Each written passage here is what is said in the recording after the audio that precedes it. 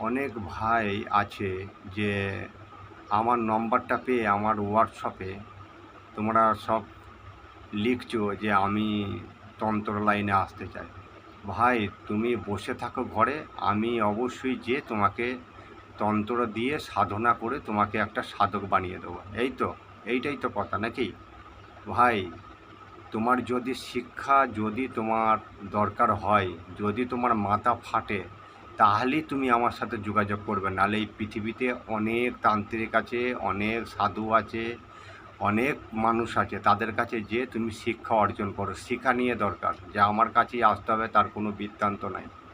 যদি আপনার ইচ্ছা হয়, আপনার ভালো লাগে, আপনাকে আমার কাছে আসতে হবে, আমি আপনার কাছে যাব না।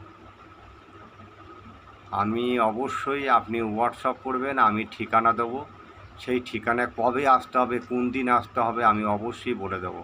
অযথা আমাকে ফালতু বিরক্ত করো না। আর তোমাদের অযথা টাইম বরবাদ হবে। তোমরা নিজের কাজকর্ম করো, বাড়িকে সুস্থ রাখো, বাড়ির ফ্যামিলির সাথে টাইম কাটাও, অনেক ভালো থাকবে।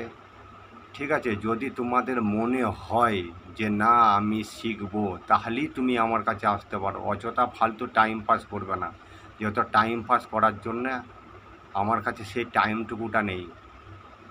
আর আমি টাইম পাস করার জন্য ভালোবাসি না।